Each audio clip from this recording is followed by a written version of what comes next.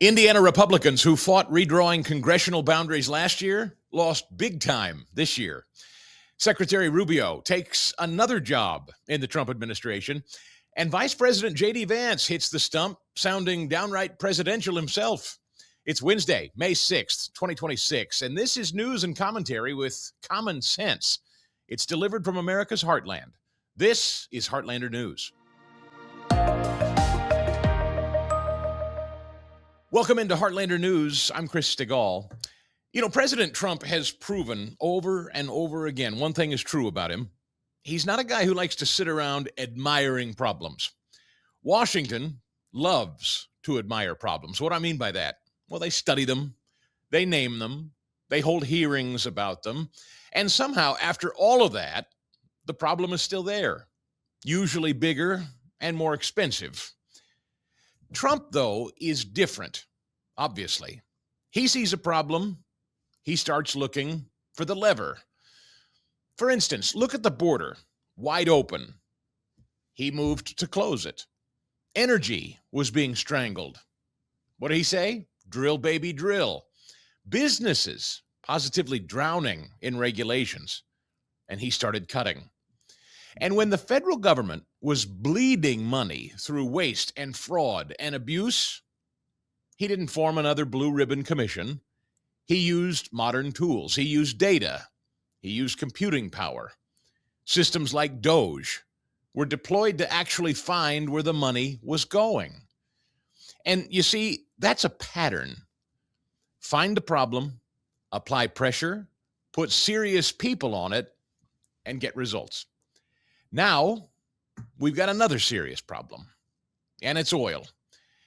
It's sitting around $120 a barrel. It's expensive. Where I pumped it this morning, $4.29. Folks in my community haven't seen that price in a long time, not since Biden. But this time it's different. It's not a Biden or domestic problem. It's a simple reason that Iran is threatening one of the most important shipping lanes on earth, the Strait of Hormuz. And yes, it is because President Trump decided Iran cannot have a nuclear weapon. And as we'll get to in just a minute, Secretary Rubio explains well why action had to happen and why, by the way, gas could get twice as expensive if action wasn't taken. Again, that's coming up. But this is not some foreign policy abstraction. This does hit your family. The gas pump is probably the single biggest political billboard in real time. Then you start talking about grocery prices. Everything has to be moved to get to you via truck in most cases. So when oil goes to $120, working Americans are paying for that. And it hurts. But it's the why. Why is it happening? And I think most common sense Americans understand. It's because Iran is out there threatening commercial shipping lanes with drones and missiles and mines and swarms of speedboats. They're trying to turn one of the world's busiest trade routes into leverage to benefit them. And that's not normal commerce. That's a shakedown. And so President Trump is right to say no. Now, of course, naturally, some in Washington are wringing their hands about the War Powers Resolution, Lisa Murkowski, Susan Collins among them. And look, Congress is certainly important. Yes, the Constitution matters, but let's also be honest. That law, the War Powers Act, that law has been argued over and over and over for decades. Presidents of both parties have worked around it when American interests and global commerce were on the line. And why does that happen? Well, it's because situations like this don't fit neatly into the old school categories of war. First of all, this is not a declared war. This isn't a full-scale ground invasion on purpose, and President Trump doesn't want that. This has a name. It's called asymmetric warfare. Small, fast, irregular threats, like speedboats and drones and missiles. That's designed to create massive disruption without triggering a traditional war response. And look, we've dealt with this before. For instance, when Venezuelan drug runners were moving fast across the Caribbean, we didn't stop and ask for permission. every time one of them showed up on our radar, even though some Democrats argued that we should. No, instead, we bombed them. We intercepted them. We stopped them. And if they became a threat, we went into the water. Now, look, that wasn't a war. I think we all understand. A little drug boat running drugs isn't a war. That was enforcement against an asymmetric threat. It's the exact same principle here. If Iranian boats are harassing tankers, if drones are threatening ships, if missiles are aimed at open sea lanes, that's not a debate club topic, folks. That's a threat to global commerce. And it requires a response that's fast, targeted, and clear. Guys like Ronald Reagan understood that. During the tanker war in the 1980s, Iran was threatening shipping in the Persian Gulf then, too. Oil tankers were being hit. The world economy was at risk. What did Reagan do? He didn't launch a massive invasion. He protected shipping, escorts, presence, and yes, force when necessary. And he threaded that same needle, acting decisively while avoiding a wider war. And that's exactly what Donald Trump is doing right now. And here's the part that Washington never quite gets. Weakness is very expensive. Weakness at the border is expensive. Weakness on energy is expensive. Weakness with Iran, that's very expensive. And you see it every time you fill up your tank today. You see it in your grocery bill today. You see it in the cost of everything that has to be moved. Strength, on the other hand, will stabilize things. It will deter the bad actors. It keeps commerce moving, and it brings prices back to reality. And that's why all of this matters. Because if you secure shipping lanes, if you stop the harassment, if you make it clear that Iran doesn't get to dictate terms, oil prices will come down. And that's not because of talking and speeches. It's not because of some blue ribbon commission. It's because the problem finally got solved. And that is the difference in this president. That's the Trump difference. There are presidents who simply manage decline and fiddle while Rome burns. And then there are presidents who talk, give pretty speeches, and assemble meetings about the decline. And then there are presidents who look at the problem and say, why hasn't this been fixed? What do we need to do to fix this? Trump's always been that third kind of guy. He doesn't sit around admiring problems. President Trump solves problems. And right now, with oil at $120 a barrel roughly, as we talk today, and Iran threatens the Strait, and American families are paying the price, well, real leadership, this is what it looks like. It's hard. It's tough. It's decisive. But that's always been Donald Trump's style. And as we look to Marco Rubio's press conference yesterday, you will see him explain this very, very point. Give me number 20 here, Aaron, as he's talking about Operation Epic Fury concluding and how we've achieved those operations. And then he's going to get into what could have happened had we done nothing if you don't like gas prices right now. Take a listen to some of this. Operation Epic Fury is concluded. We achieved the objectives of that operation. I'm not going to, we're not cheering for an additional situation to occur. We would prefer the path of peace. What the president would prefer is a deal. He would prefer to sit down, work out a memorandum of understanding for future negotiations that touches on all the key topics that have to be addressed, a full opening of the strait so the world can get back to normal. He preferred that be negotiated through the route that Steve and Jared have been working and that all of us have been supporting. That's the route he prefers. That is so far not the route that Iran has chosen. And so the result has been that the United States has to do something about the fact that we're the only nation on earth that can do anything to open up a lane within the Straits of Hormuz to get product and to rescue these people that are trapped in there. And that's what we're undergoing now. What that may lead to in the future is speculative. I'm not going to speculate about what it would take or what it would do. But look, the message to Iran, these guys are facing, they are facing real catastrophic destruction to their economy, generational destruction to their economy, generational destruction to the wealth of their country, imposed on themselves by the actions that they're taking. They should check themselves before they wreck themselves in the direction that they're going. Little DJ lingo there from Marco Rubio. Check themselves before they wreck themselves. That's exactly right. It's self-imposed. This could have ended some time ago. Iran has a death wish. They're a theocracy. They genuinely believe that it is better to die than to succumb even a little bit and normalize relations with we Western American pig dogs or whatever it is they call us. Here's the status, though. The Pentagon, just after we finished yesterday's show, Secretary Hegseth and the Joint Chiefs Chair took to the microphone and said that effectively, as Marco Rubio said, Operation Epic Fury is concluded. The ceasefire has not concluded, that there will be some dust-ups out there, some collateral stuff, but it's not an end to the ceasefire. President Trump also said he has agreed to pause for a short period the U.S. operation to guide commercial ships, an effort called Project Freedom. He said great progress has been made toward an agreement with Iran and that the U.S. is going to see whether the agreement can be finalized.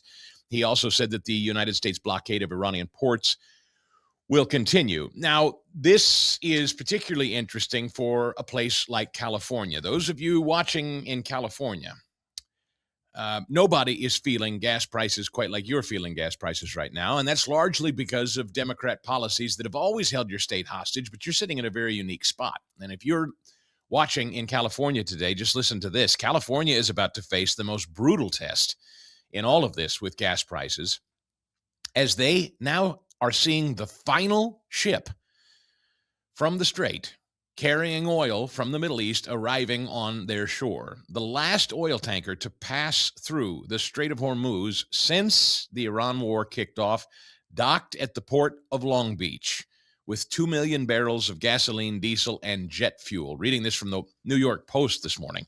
Despite the West Coast being heavily reliant on fossil fuels out of the Persian Gulf, due to crippling eco-policies from Gavin Newsom, there are no more vessels currently en route to California. What does that mean?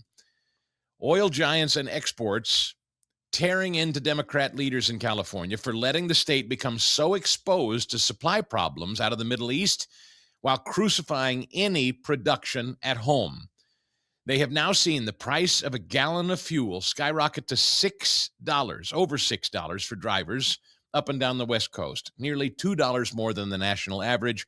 Some gas stations hitting up to $8.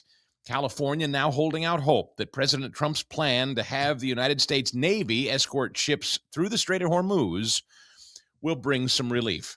So here again, Democrat policies have made you people in California sitting ducks. But Marco Rubio said something important about all of this, and he made a very important point yesterday while acting as the de facto press secretary while Caroline Leavitt is out, and Secretary of State and DJ extraordinaire. Here's what he said about gas in clip 21, potentially reaching $8 a gallon as the norm in this country if President Trump had not acted. Listen. Gallon or $8 a gallon, we wouldn't be able to do anything about it because they have a nuclear weapon. And a nuclear armed Iran could do whatever the hell they want with the Straits, and there's nothing anyone would be able to do about it. And that's one of the many reasons, apart from like the massive loss of life in a nuclear strike, why Iran can never have a nuclear weapon. I mean, so this is an example of if they had a nuclear weapon, they close the Straits and they would tell the world, what are you going to do about it? We have a nuclear weapon. We can attack you with it.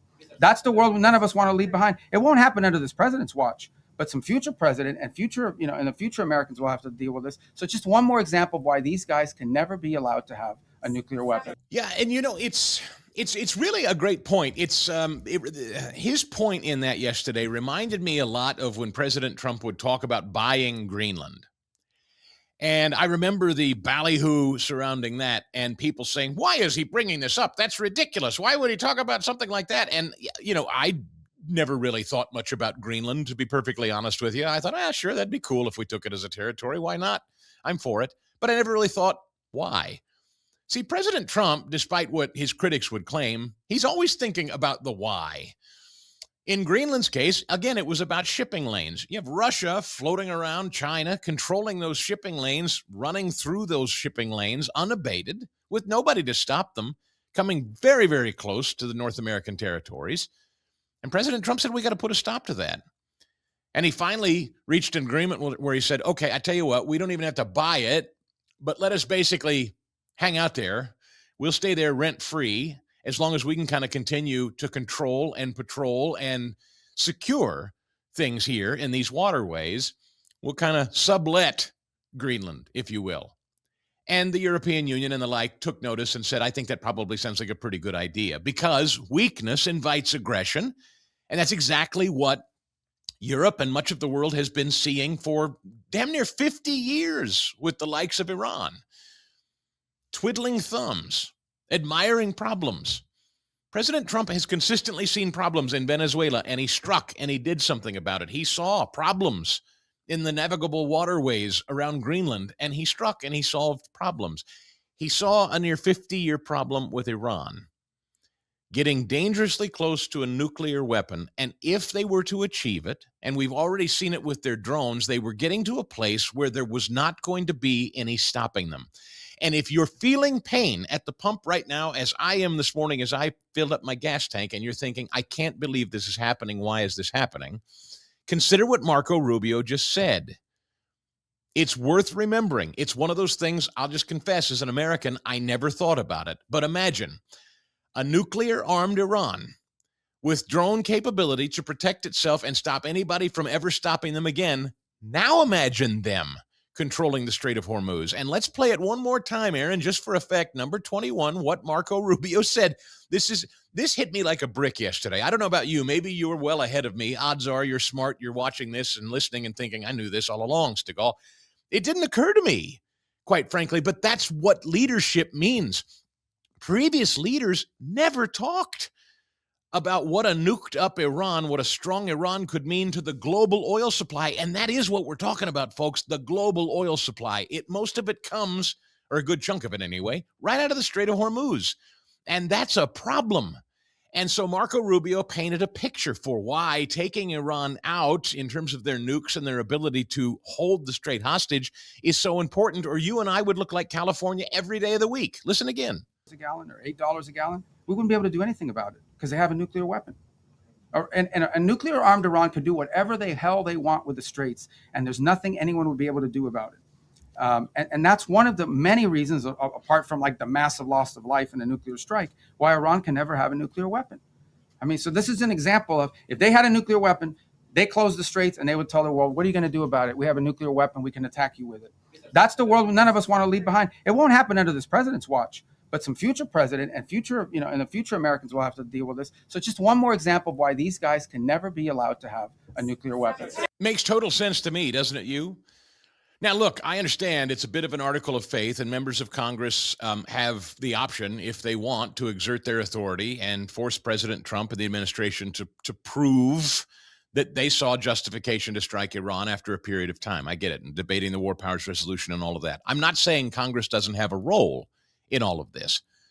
But I trust and believe that Secretary Rubio, Secretary of Defense Hegseth, our Joint Chiefs Chair, the people around President Trump, President Trump's own ability to assess this stuff. I don't think Donald Trump relishes going to war, folks. This isn't, you know what this reminds me of? This is very, very similar to COVID in many ways. The economy was roaring, and we were coming into an election season, a re-election season for Donald Trump, and then COVID. And his economy, which was roaring, if you remember, had to grind to a halt.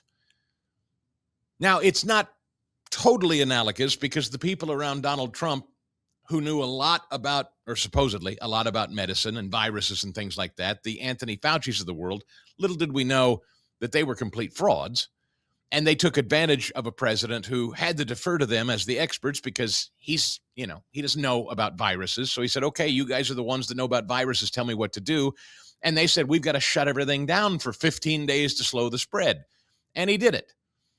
Now, I know you could say, yeah, but Chris, that didn't work out. That actually ended up being a mess.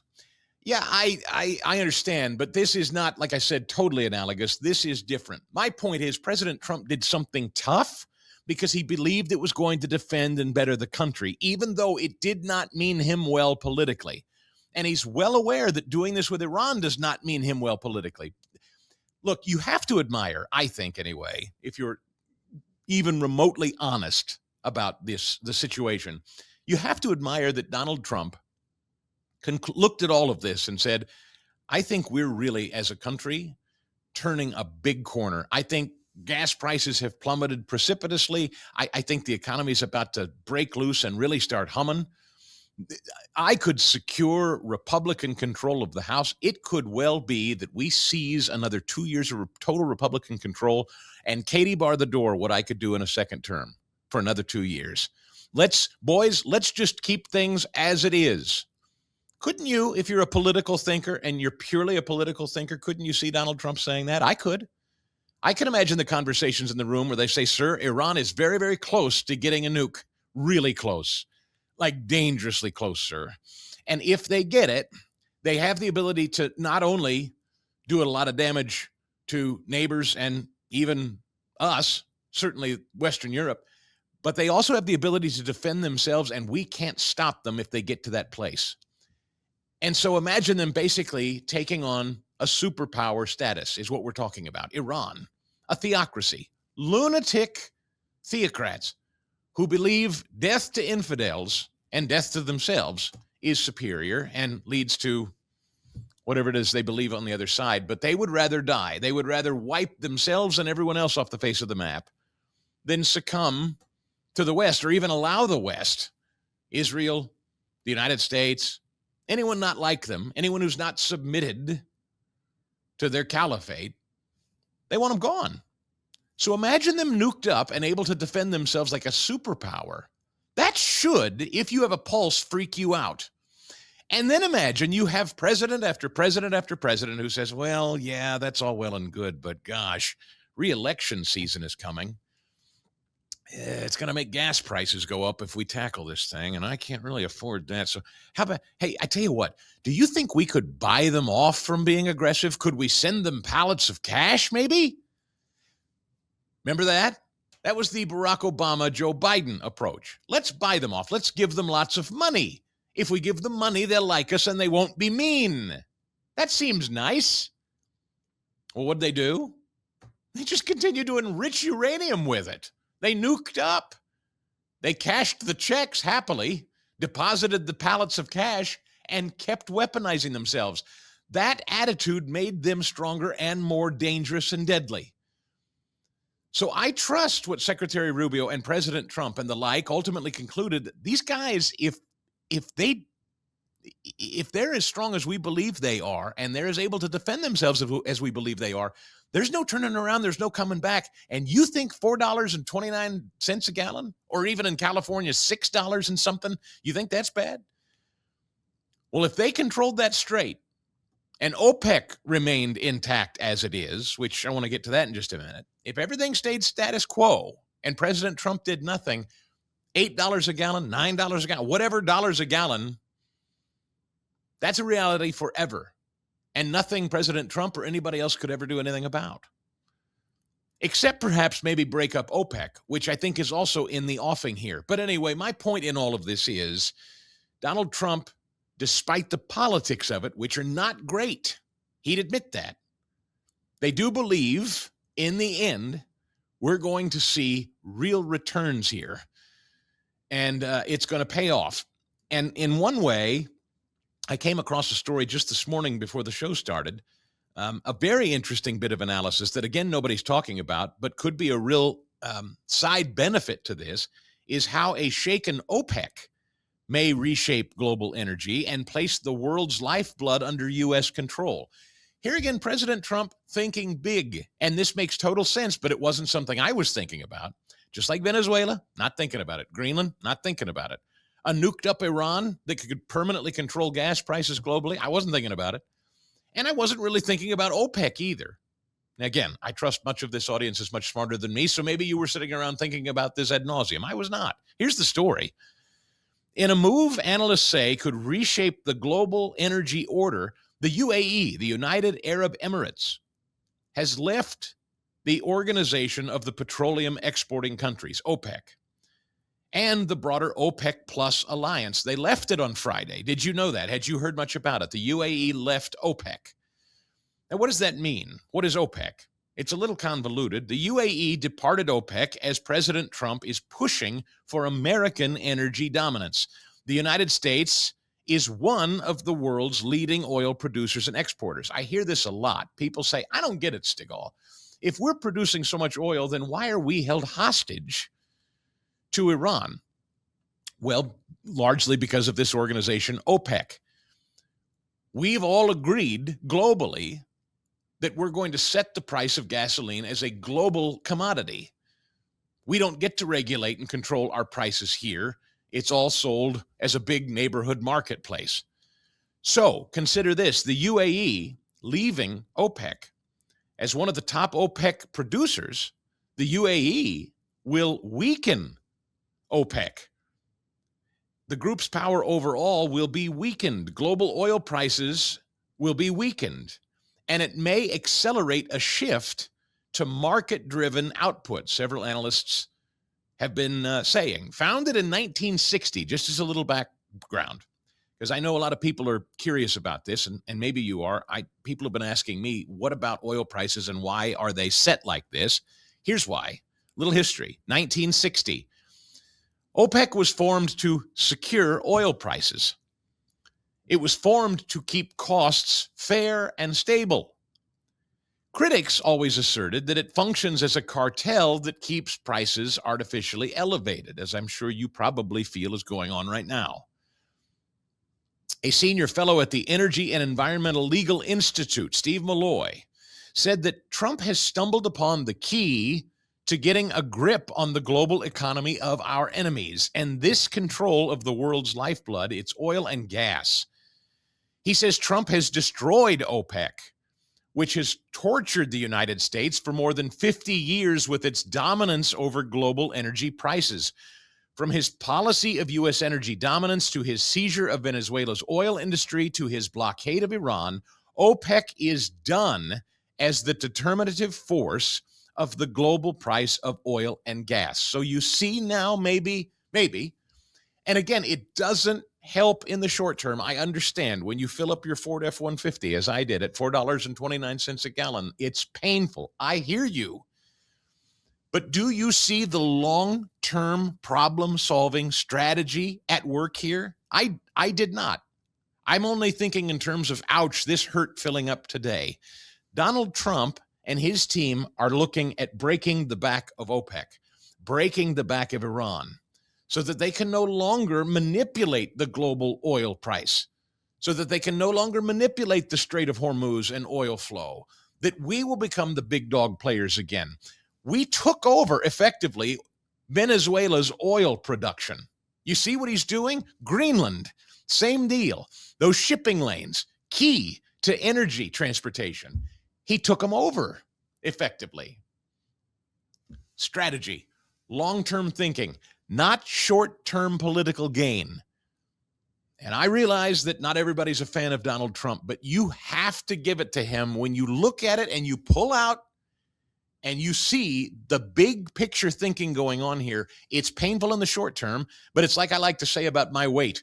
My weight has fluctuated literally 100 pounds or more throughout my life. I've lost, as I sit here today, about 100 pounds. It's taken probably a few years to kind of stabilize and sit at this place. But I didn't get 100 pounds or more. I've still got some more to lose. You don't put on weight like that overnight. It's a steady diet over years of eating pizza and burgers anytime you want, anything you want, any time of day you want. Age makes it worse. You settle into a lifestyle like that, and before you know it, you're going to the doctor. They say, you got to do something, man. And then, okay, you finally decide, all right, let's lose some weight. Well, what happens? That takes time, and it's kind of uncomfortable and painful. You got to get on the treadmill. You got to eat more salad, drink more water, stop bad habits. It takes time. That's what we're in right now. We're effectively on an OPEC oil diet. And as such, it hurts. But in the long term, we're going to be healthier, much healthier for it. I believe that. Marco Rubio makes the point. This is a favor to the world. Aaron, give me number 22 here. Here's more Rubio from the White House yesterday making the point. We're doing hard stuff as a favor to the world. Segment can be Associated Press. You mentioned earlier that some countries have privately and publicly indicated their willingness to help with Project Freedom. Can you say how many have reached out to the U.S. with the offers of help and what kind of capabilities? Well, thank you for your question. That's a good question. Multiple countries have said we got to do something about it and fix it. Is it like dozens? Dozens or single digits or more than 100? Or I don't know. I don't put a number on it. I would just tell you that here's what I would say about it. The capabilities is the issue. Okay. A lot of countries would love to do something about it. They don't have a Navy, right? Or they can't get there in time, or they can't. Others, are less, that some unfortunately do have a Navy are saying, oh, we'll be involved, but we'll be involved after it's over. Well, after it's over, it's kind of like, that makes sense. So, we'd like to have it. Now, there may be some utility in a post, closure mission. I'm not downplaying that, but I think that's been the challenge. But there are other ways they can help, unique ways that they can help. And I don't want to get into who these countries are for obvious reasons, because they are prepared to help us in certain ways, but maybe don't want that publicly disclosed for no other reason than it impact a foreign policy. It could have some domestic ramifications. But ultimately, I don't want to mislead you. The primary responsibility for this Project Freedom is on the United States, because we're the only country that can project power in that part of the world the way we're doing now. We're the only ones that can do it, and we're going to do it as a favor to the world. Understand this. This is a favor to the world because it's their ships that are stranded. It's their fuel supplies that are stranded. By the way, it's there's humanitarian aid destined for different countries in the world that's stranded in the Persian Gulf right now. It's the fertilizer that they need for their food and crops that's stranded in the Persian, not our fertilizer, their fertilizer. So we want to be helpful, and that's why the president stepped forward, because we're the only ones that can. Frankly, we're the only ones that can. We're the only ones that can.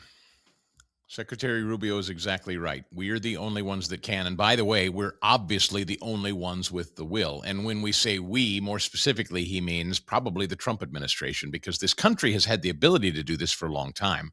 No president, no leader in a very long time has had the courage to deal with it. This is a 50-year tradition of submission to these thugs, and Donald Trump said, I'm breaking that right now. I mean, I just can't stress this enough. Imagine, if you will, you're president of the United States. You need another successful 2 years of your agenda to get things done. And that means you really need Republicans in Congress to help you.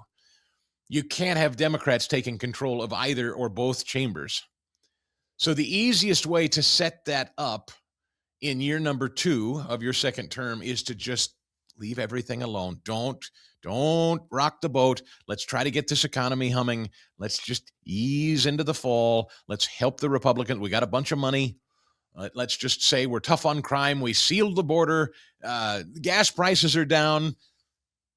Hallelujah. Look, everything's fixed. We're doing great. And in the short term, you and I would say, oh, that feels good. We're pumping gas at $2 a gallon, not $4.29 a gallon. That's pretty great. But we would live through this over and over and over again. And a nuked up Iran would mean, as again, Marco Rubio said, perhaps $8 a gallon or more in the future. This is long-term thinking. This is a president who is thinking beyond 2 years, 4 years, 6, 8. He's thinking about the future. He's thinking about the country that he loves. Even stuff like the ballroom. That stupid fight that they're having with him over the ballroom. Do you think he's building the ballroom for himself? He's not even really going to be around to enjoy it. He saw a problem, and we all saw a problem when we looked at the White House Correspondents' Dinner. An assassin just strolled in there, unencumbered. The White House ballroom would have taken care of that. He says it's embarrassing that we have world leaders and women in high heels walking around in the mud of the lawn of the White House. We should have a proper ballroom to accommodate big events so we can properly secure it here. Long-term thinking. In the short term, means you got to do some demolition, means you got to do some digging. It takes time. This hard stuff takes time, and we're a quick fix society. He's doing politically tough stuff, and I just admire it. That's where I stand.